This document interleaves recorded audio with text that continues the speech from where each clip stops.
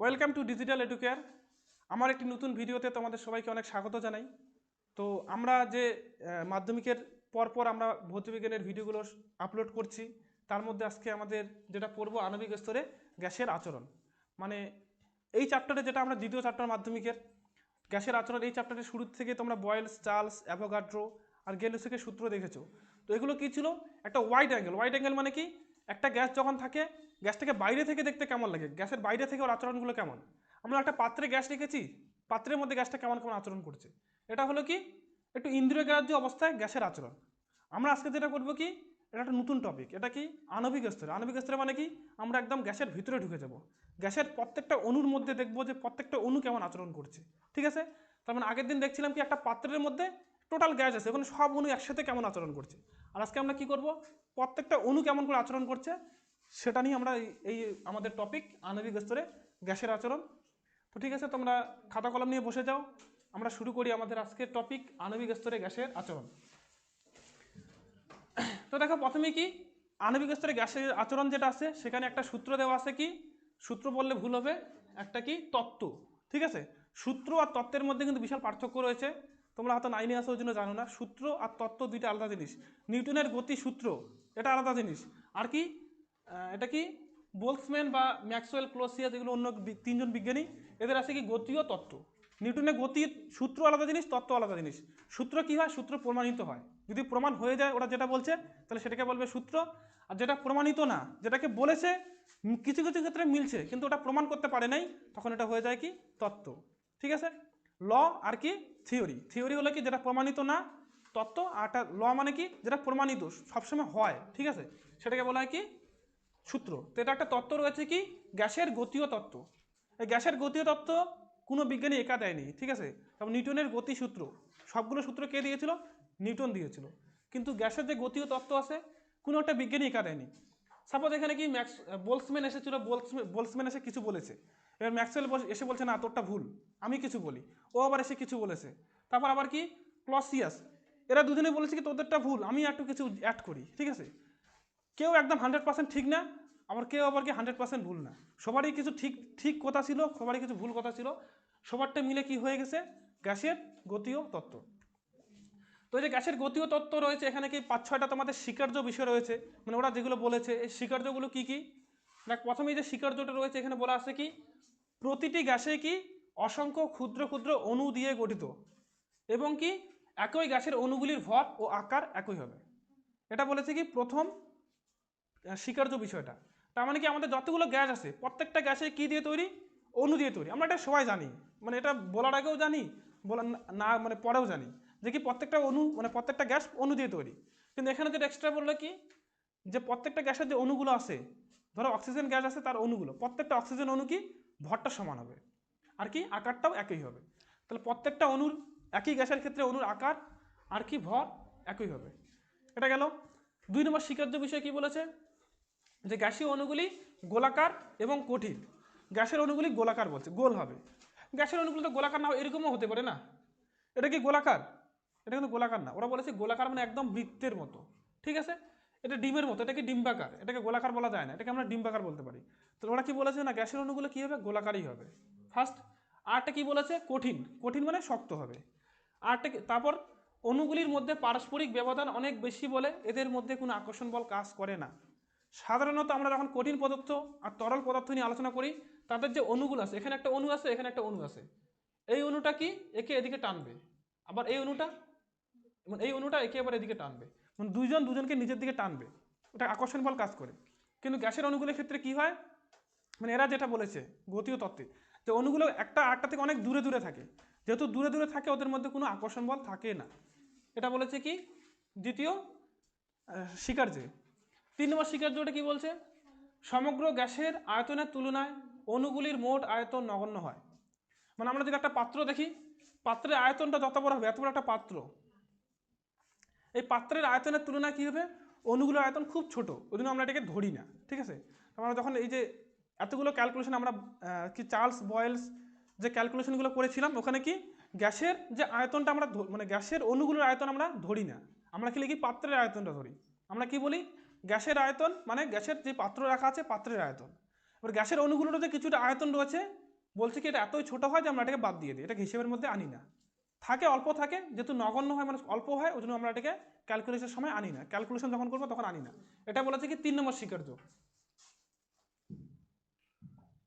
4 নম্বরটা কি বলেছে? 4 নম্বরটা বলেছে কি গ্যাসের অণুগুলি সম্ভাব্য সকল দিকে অতি দ্রুত গতিতে সরলরেখা বরাবর চলতে থাকে। এটা তোমরা এই ছবিতে ভালো করে দেখতে পাবে যে প্রত্যেকটা যে অণু আছে, প্রত্যেকটা অণু কি করে সম্ভাব্য যত দিকে সম্ভব সব দিকে কি ছোটাছুটি করে, ঠিক আছে, সরলরেখা বরাবর কি করে বিচরণ করতে থাকে, বিচরণ করতে থাকে। এটা বলেছে। এই যে অণুটা এইদিকে যাচ্ছে, এই অণুটা এদিকে যাচ্ছে, এই অণু এদিকে আসছে, কে আবার কি এদিকে আসছে, তো অণুগুলো কি করে যে যার যে যেদিকে সম্ভব ওদিকে ছুটে আর কি, এটা বলেছে। তারপর তারপর কি বলেছে বিচরণের সময় অণুগুলি পরস্পরের সঙ্গে এবং গ্যাস আধারের গায়ে ধাক্কা খায়। এটা হবেই, যখন অনেকগুলো অণু পরস্পর ছোটাছুটি করবে একটা পাত্রের মধ্যে, নিশ্চয়ই নিজেদের মধ্যে ধাক্কা খাবে, পাত্রের যে দেয়ালটা আছে দেয়ালে গিয়ে ধাক্কা দিবে, তো এই ধাক্কাটা খায়, ঠিক আছে। এবার ধাক্কা খেলে কি হবে, এই সংঘর্ষে গ্যাসের চাপ সৃষ্টি হয়। তাহলে এই যে গ্যাসের অণুগুলো যে গিয়ে যে কি পাত্রের দেয়ালে যে ধাক্কা দিবে, এই ধাক্কাটাকে কি বলে, গ্যাসের চাপ বলে, ঠিক আছে। তখন এই যে গ্যাসের অণুগুলো নিজেদের মধ্যে ধাক্কা খাচ্ছে, পাত্রের দেয়ালে ধাক্কা খাচ্ছে, এর ফলে কি সৃষ্টি হচ্ছে, গ্যাসের চাপ। তারপর কি বলেছে 5 নম্বরটা, উক্ত সংঘর্ষ স্থিতিস্থাপক। এটা একটা ইম্পর্টেন্ট পয়েন্ট। স্থিতিস্থাপক মানে কি, এই কারণে গতিশক্তি হ্রাস পায় না। মানে আমরা দেখেছি একটা পাথর বা দুইটা পাথর আমি এদিক থেকে ঢিল মারলাম, এদিক থেকে ঢিল মারলাম, যখন দুইটা ধাক্কা খায় ওটা কি হয়, সঙ্গে সঙ্গে দুইটা পাথরই থেমে গিয়ে নিচে পড়ে যায়, মানে ওদের গতিশক্তিটা জিরো হয়ে যায় যে কোনো ক্ষেত্রে, বা যে কোনো যদি থেমো নাও যায় কিছু মানে কিছুটা স্পিডটা ওদের কমে যায়। দুইটা জিনিস যদি ধাক্কা খায় অবশ্যই তাদের স্পিডটা কমে যাবে, এটা আমরা জানি। দুইটা বাদ যদি সামনাসামনি এসে ধাক্কা খায় ওদের যে স্পিড ছিল স্পিড থাকবে, নিশ্চয়ই কমে যাবে। এবার কি অণুগুলো যখন এই যে গ্যাসের অণুগুলো এই অণুটা ধাক্কা খেলো, ঠিক আছে, ধাক্কা খেলে কি হবে, এদের কি স্পিডটা কমে যাওয়ার কথা, কিন্তু এরা বলেছে না ওদের স্পিড কমবে না। কারণ কি, ওদের মধ্যে যে সংঘর্ষটা হয় স্থিতিস্থাপক সংঘর্ষ, তোমরা এটা পরে গিয়ে পড়বে যদি সায়েন্স নিয়ে পড়ো, যে সংঘর্ষ দুই রকম হয়, একটা কি স্থিতিস্থাপক, একটা অস্থিতিস্থাপক, ঠিক আছে। যেটা স্থিতিস্থাপক সংঘর্ষ সেখানে কি অণুগুলো ধাক্কা খাবে কিন্তু তাদের মধ্যে যে গতিশক্তিটা সেম থাকবে। তো যদি গতিশক্তি সেম থাকে, এর সঙ্গে ধাক্কা খেয়ে এদিকে যখন যাবে ওর আগে যতটা স্পিড ছিল পরে সেম ঠিক অতটা স্পিডে থাকবে। যদি এটা স্থিতিস্থাপক না হতো তাহলে কি ধাক্কা খেতে খেতে ওদের স্পিড কমতে কমতে একসময় থেমে যেত, তারপর অণুগুলো একসময় গিয়ে কি স্থির হয়ে যেত। কিন্তু আমরা দেখেছি কোনো গ্যাসের অণু স্থির না, চলতেই থাকে সবসময়। তার মানে কি এটা সংঘর্ষগুলো কি স্থিতিস্থাপক এবং অণুগুলো কি হয় গতিশক্তি হারায় না, সংঘর্ষের পরেও গতিশক্তি হারায় না। নেক্সট কি বলেছে, একক আয়তনে অণুর সংখ্যা সর্বদা ধ্রুবক থাকে। একক আয়তনে অণুর সংখ্যা সর্বদা ধ্রুবক থাকে। তার মানে কি, আমি যদি এইটুকু জায়গা নেই, এর মধ্যে যতটুকু অণু থাকবে সেম পরিমাণ, যদি এখানে একটু জায়গা নেই, এটা সেম জায়গাটা, তাহলে ওইখানে কি সবসময় সেম পরিমাণ অণু থাকে। একক আয়তনে কি সবসময় সমান অণু থাকবে। এখানে হোক, দেখো এখানে কি এখন 3টে অণু আছে, কিছুক্ষণ পর কি হবে, এখানে অণু এদিকে চলে যাবে, এই জায়গাটা থেকে বের হয়ে যাবে তো নাকি, অণুগুলো তো চলছে, এবার কি এদিকে কি এখানে চলে আসবে, বের হয়ে যাবে। কিন্তু দেখা যায় কি যখন এটা বের হয়ে যাচ্ছে সঙ্গে সঙ্গে কি আরেকটা অণু, কোনো একটা অণু এসে এখানে আবার ঢুকছে, কোনো একটা অণু এখান থেকে ধাক্কা খেয়ে আবার এখানে এসে ঢুকছে, ঠিক আছে। তার মানে সবসময় কি হয়, যখনই তুমি দেখবে এখানে যতগুলো অণু থাকে সবসময় অতগুলো অণু থেকেই যায়, ঠিক আছে। অণুর যে পরিমাণটা পাল্টায় না। তুমি যদি একটা জায়গা নাও একক আয়তন, সেখানে কি অণুগুলো তো বের হয়ে যাচ্ছে না, কিন্তু যতগুলো অণু বের হয় ঠিক অতগুলো অণু কি আবার ওখানে ঢুকে যায়। ওই জন্য কী হয়, একক আয়তনের যে অণুর সংখ্যাটা মানে ধ্রুবক থাকে, মানে কমেও না বাড়েও না। নেক্সট আরেকটা কি বলেছে, নির্দিষ্ট উষ্ণতায় গ্যাসের অণুর গড় গতিশক্তি নির্দিষ্ট থাকে, গ্যাসের অণুর গতিশক্তি তার পরম উষ্ণতার সমানুপাতি হয়। এটা মনে রাখবে যে গ্যাসের যে অণুগুলোর গতিশক্তি আছে, গতিশক্তি কী হবে, গতিশক্তিটা উষ্ণতার সমানুপাতি, উষ্ণতা যত বেশি হবে অণুর গতিশক্তি তত বেশি হবে। গতিশক্তি বেশি মানে কি, তার মধ্যে স্পিড বেশি। গতি মানে স্পিড, গতির বাংলা কি, গতির ইংলিশ স্পিড। তার মানে আমরা যত উষ্ণতা বাড়াবো অণুগুলোর স্পিডটা তত বাড়বে। তার মানে কি, যত গরম হবে তত ছোটাছুটি বেশি করবে, স্পিডে দৌড়দৌড়ি করবে। এটা একটা সিম্পল জিনিস। আমরা যখন একটু জল গরম করি, যখন জলটা ঠান্ডা থাকে কি স্থির থাকে জলটা, যতই গরম করবো কি জলটা ফুটতে থাকে, ছোটাছুটি শুরু করে। তার মানে কি, যে কোনো জিনিসের ক্ষেত্রেই তাপ বাড়ালে কী হবে, অণুগুলোর কি গতিশক্তি বাড়বে, মানে ওরা ছোটাছুটি বেশি করবে। আর আমরা বাড়ির জল গরম করলে আমরা বুঝতে পারি, এই কথা এখানে বলেছে যে যত উষ্ণতা বাড়বে গতিশক্তি বাড়বে। এখান থেকে তোমাদের পরীক্ষা যেটা কোশ্চিন দেয় দেখি, কোনো একটা অণুর যদি উষ্ণতা বৃদ্ধি করি তাহলে তার বেগ বাড়বে না কমবে? গতিবেগ বাড়বে না কমবে? উত্তর হবে কি উষ্ণতা বাড়ালে গতিবেগ বাড়বে, কারণ কি গতিশক্তি বাড়বে, গতিশক্তি বাড়ার জন্য কি হবে গতিবেগ বাড়বে। তাহলে তোমাদের এই গেল কি গ্যাসের গতীয় তত্ত্ব। এরপর তোমরা যেই টপিকটা দেখবে সেটা কি ব্যাপন। গ্যাসের কি ব্যাপন। ব্যাপন কি বলেছে? ব্যাপন বলেছে কি ব্যাপন বলেছে কি পরস্পরের সঙ্গে রাসায়নিক বিক্রিয়া করে না এরূপ দুই বা তার বেশি গ্যাসকে যদি আমরা একটি আবদ্ধ পাত্রে রাখি তাহলে কি হবে গ্যাসগুলি স্বতঃস্ফূর্তভাবে ছড়িয়ে পড়ার প্রবণতা থাকে। একটা গ্যাসগুলো কি হয় নিজেদের মধ্যে মিশিয়ে দেওয়ার একটা প্রবণতা থাকে। মানে এখানে অত বিশেষ কিছু বোঝানোর নেই। আমরা যদি কি করি এখানে একটা গ্যাস নিলাম, এটা কি ধরে নাও এটা হাইড্রোজেন গ্যাস, সিম্পল বলে দিচ্ছি, এটা কিন্তু হাইড্রোজেন গ্যাস না, বললাম কি এটা হাইড্রোজেন গ্যাস, এটা ধরলাম কি নাইট্রোজেন গ্যাস N2 গ্যাস। যদি আমরা কি এরকম দুইটা গ্যাস যেগুলো কি পরস্পরের সঙ্গে বিক্রিয়া করে না আমরা যদি এইভাবে রাখি তাহলে কি করবে কিছুক্ষণের মধ্যে যদি সময় দেই দেখবে কি এই গাছগুলোকে এদের মধ্যে একদম মিশে গেছে। দেখ এটা আলাদা ছিল এটা আলাদা ছিল, তাহলে গ্যাসের মধ্যে একটা ধর্ম থাকে কি প্রবণতা যে ওরা কি দুইটা গ্যাস পরস্পরের মধ্যে মিশে যাওয়ার প্রবণতা থাকে। তাহলে এই যে মিশে গেছে দেখ এখানে সবগুলো একদম মিশে গেছে, আমরা কি সব জায়গায় দেখতে পাচ্ছি এগুলো অণু আছে এগুলো অণু সব অণুই আছে সব জায়গায়। তাহলে যে মিশে যাওয়ার প্রবণতা এটাকে বলা হয় কি গ্যাসের ব্যাপন। এটাতে বিশেষ কিছু বলার নেই, এটা তোমাদের পরীক্ষাতে বিশেষ একটা আসে না, তোমরা জাস্ট খালি জেনে রাখবে কি গ্যাসের ব্যাপন কি। গ্যাসের ব্যাপন কি দুই বা তার বেশি যদি গ্যাস যারা কি নিজেদের মধ্যে বিক্রিয়া করে না তাদের যদি একটা পাত্রে আবদ্ধ করা হয় তাহলে কি তাদের যে নিজে থেকে যে মিশে যাওয়ার প্রবণতা সেটাকে বলা হয় কি ব্যাপন। নেক্সট দেখো কি আছে আদর্শ গ্যাস ও বাস্তব গ্যাস। এটা কিন্তু তোমাদের জন্য এই যে আজকে যতগুলো পড়ালাম সবচেয়ে বেশি ইম্পর্টেন্ট এই জিনিসটা কিন্তু আদর্শ ও বাস্তব গ্যাস। কি বলেছে আমরা আদর্শ গ্যাস সমীকরণ পড়েছি আগের দিন পিভি ইকুয়ালস টু এনআরটি, এটাকে কি বলা হয় আদর্শ গ্যাস সমীকরণ। তাহলে কি আদর্শ গ্যাস কোনগুলো যারা কি এই যে আদর্শ গ্যাস সমীকরণটা মানবে পিভি ইকুয়ালস টু এনআরটি। তোমরা একটা জিনিস মনে রাখবে এনআরটির এনটাকে সবসময় এক ধরা হয়, ওই জন্য কি পিভি ইকুয়ালস টু আরটিকেই আমরা ধরি আর কি বিশেষ করে। তাহলে পিভি ইকুয়ালস টু আরটির ক্ষেত্রে কি হয় পিভি ইকুয়ালস আরটি এই সূত্রটা যেই গ্যাসগুলো মানে তাকে বলা হয় আদর্শ গ্যাস, যারা মানে না তাদের বলা হয় কি বাস্তব গ্যাস। তো মনে রাখবে কি আদর্শ গ্যাস ও বাস্তব গ্যাস বলতে কি বোঝো আদর্শ গ্যাস সমীকরণ পিভি ইকুয়ালস টু আরটি যেই গ্যাসগুলো মানে তাদের বলা হয় কি আদর্শ গ্যাস, যেই গ্যাসগুলো মানে না তাদের বলা হয় কি বাস্তব গ্যাস। কিন্তু দেখা যায় কি বাস্তবে কোনো গ্যাসে এই সূত্রটা মানে না, কোনো গ্যাসেই মানে না। আমরা যে বাস্তবে যতগুলো গ্যাস দেখি প্রকৃতিতে প্রকৃতির কোনো গ্যাসে কি এই সূত্রগুলো মানে না। তাহলে চার্লসের সূত্র বয়েলের সূত্র তারপর কি অ্যাভোগাড্রোর সূত্র এই যে তিনটা সূত্র দিয়ে তো এইটা তৈরি, তিনটা সূত্র মিলে এটা তৈরি হয়েছে কিন্তু কোনো সূত্রই আমাদের গ্যাসগুলো মানে না। তাহলে কি পৃথিবীতে যতগুলো গ্যাস রয়েছে সবগুলো কেমন বাস্তব গ্যাস। তাহলে তোমাদের পরীক্ষা দেয় যে পৃথিবীর সব গ্যাসগুলো আসলে শূন্যস্থান পূরণ গ্যাস দিয়ে দিল তোরা বলবে কি বাস্তব গ্যাস। ঠিক আছে আদর্শ গ্যাস এটা একটা কল্পনা যে এরকম যদি গ্যাসটা যদি এই সূত্রটা মানতো তাহলে এটা কি করে বলা হতো এটাকে আদর্শ গ্যাস, কিন্তু এটা একটা কল্পনা। ঠিক আছে আবার কি একটা শর্তে এই যে আদর্শ মানে বাস্তব গ্যাসগুলো আদর্শ গ্যাস হয়ে যায়। এই যে আমরা আদর্শ গ্যাস আমাদের অক্সিজেন গ্যাস আছে এটাও কি আদর্শ গ্যাস হয়ে যাবে কি একটা শর্তে, কোন শর্তে দেখো হয়তো পরের পেজে আছে, এখানে থাকার কথা ছিল পরের পেজে,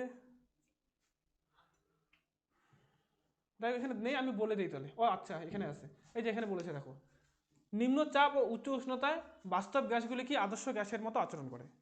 কোন তাপমাত্রায় নিম্নচাপ ও উচ্চ উষ্ণতায়। এটা তোমরা মনে রাখবে পরীক্ষা এটাও জিজ্ঞেস করে যে কোন শর্তে আদর্শ গ্যাসগুলি কোন শর্তে বাস্তব গ্যাসগুলি আদর্শ গ্যাসের মতো আচরণ করবে। উত্তর কি হবে নিম্ন চাপ ও উচ্চ উষ্ণতায়। এখন কেন এরকম হয় এটা তোমরা পরের স্লাইডে একটা টপিক আছে ওটা বুঝলেই তোমরা এই জিনিসটা বুঝতে পারবে, এখন তোমরা এটা বুঝতে পারবে না। তোমরা এটুকু মনে রাখো কি নিম্নচাপ ও উচ্চ উষ্ণতায় বাস্তব গ্যাসগুলি আদর্শ গ্যাসের মতো আচরণ করে। তোমাদের পরীক্ষায় পার্থক্য আসতে পারে আদর্শ গ্যাস ও বাস্তব গ্যাসের মধ্যে পার্থক্য কি। বাস্তব গ্যাস মানে রিয়েল গ্যাস, ঠিক আছে ইংলিশে, আদর্শ গ্যাস মানে আইডিয়াল গ্যাস। পার্থক্য দেখো প্রথমটা কি বলছে পার্টিকেলস হ্যাভ ভলিউম, মানে বাস্তব গ্যাসের ক্ষেত্রে কি পার্টিকেলস মানে অণুগুলোর মধ্যে ভলিউম মানে আয়তন থাকে। প্রথম কথা কি আয়তন থাকবে, এটা ইংলিশে আছে ছবিতে আমি বাংলা করে বলে দিচ্ছি তাহলে বুঝতে পারবে। তাহলে কি বাস্তব গ্যাসের ক্ষেত্রে কি অণুগুলার আয়তন থাকবে, আর কি আইডিয়াল গ্যাসের ক্ষেত্রে অণুগুলার গ্যাসের আয়তন থাকবে না।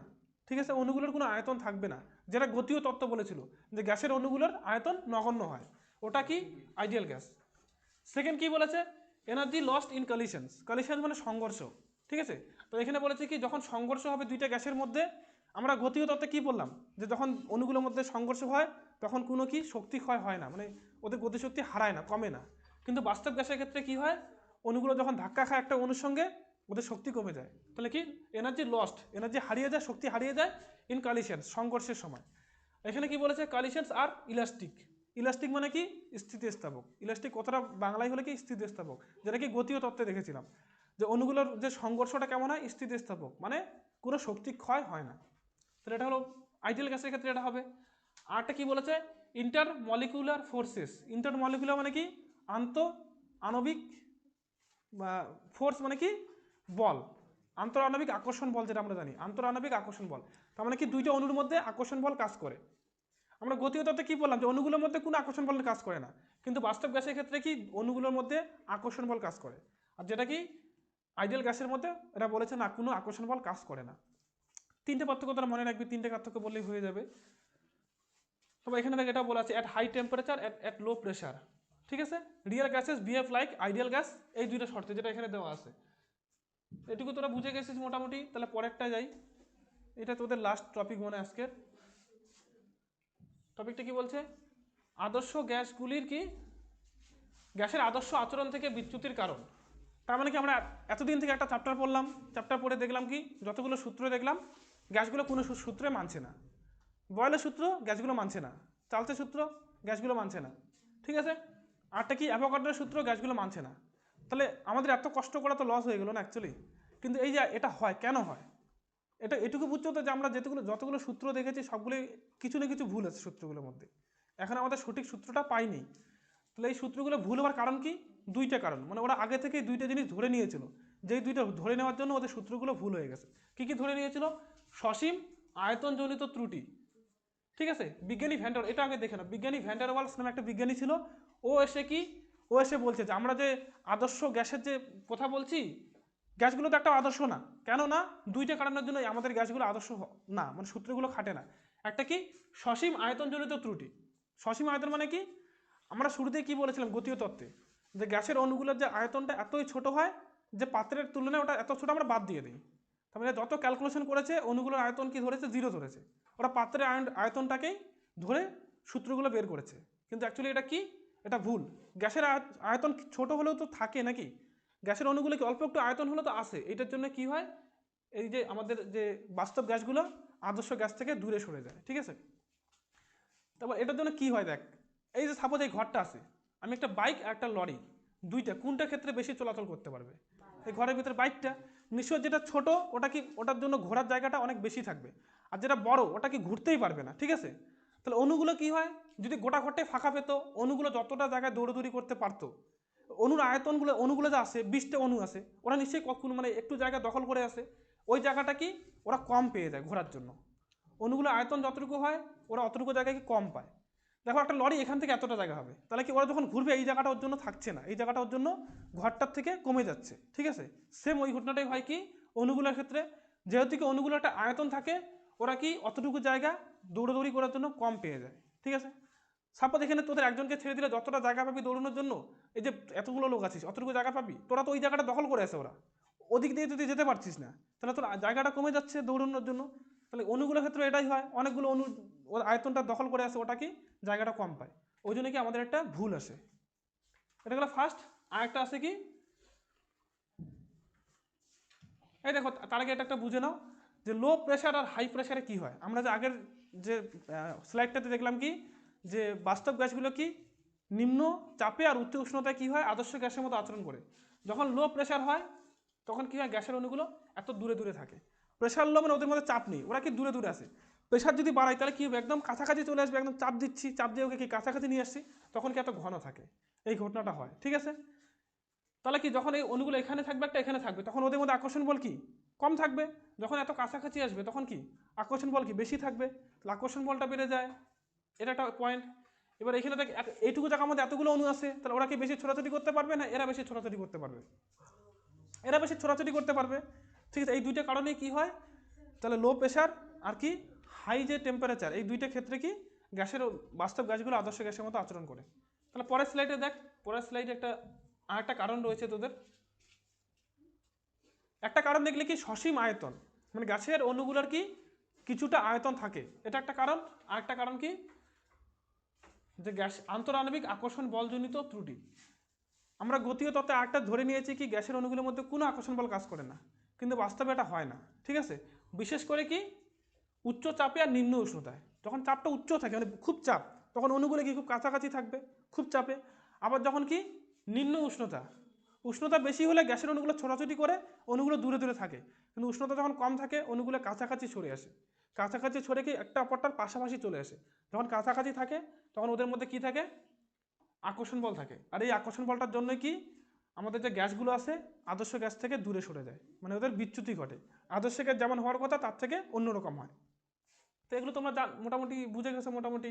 এখানে দেখো ওই যে লো প্রেশার, প্রেশার যখন কম আসে তখন অণুগুলো কি আছে, অনেকটা জায়গা আছে ওর ফাঁকা ফাঁকা আছে, এবার আমি কি প্রেশার বাড়ালাম একদম তার কাছাকাছি নিয়ে আসলাম, তাহলে অণুগুলো কি একদম কাছাকাছি চলে এসছে। যখন কাছাকাছি থাকবে তখন কি ওদের মধ্যে কি আকর্ষণ বল কাজ করবে, দূরে থাকলে আকর্ষণটা কম কাজ করবে। তাহলে যখন কি হাই প্রেশার থাকে বা সেম যদি আমরা নিম্ন উষ্ণতাতেও অণুগুলো কাছাকাছি থাকে, তখন কি হয় অণুগুলো কি মানে আমাদের বাস্তব গ্যাসগুলো আদর্শ গ্যাস থেকে অন্যরকম আচরণ করে। আর যখন কি উল্টোটা হয় লো প্রেশার বা হাই টেম্পারেচার, তখন অণুগুলো দূরে দূরে থাকে, তখন কি বাস্তব গ্যাসগুলো আদর্শ গ্যাসের মতো আচরণ করে। এইটা তোমাদের চ্যাপ্টার এইটুকুই ছিল তোমাদের মোটামুটি, আর এখানে কিচ্ছু নেই। তাহলে তোমরা এই চ্যাপ্টারটা শেষ। এই যে যেইটুকু টাইম পাবে এর মধ্যে কি তোমরা টোটাল চ্যাপ্টারটা পড়ে নিবে, কারণ এর পরের দিন যখন অঙ্ক করাবো তখন কিন্তু প্রত্যেকটা অঙ্কের জন্য আলাদা আলাদা সূত্রগুলো তোমরা যদি সূত্রগুলোই না জানো অঙ্কগুলো তো আরও বুঝতে পারবে না। এটুকু মনে রাখবে, সূত্র না জানলে অঙ্ক যদি আমি খুব ভালো করে বোঝাই তাও কেউ বুঝতে পারবি না।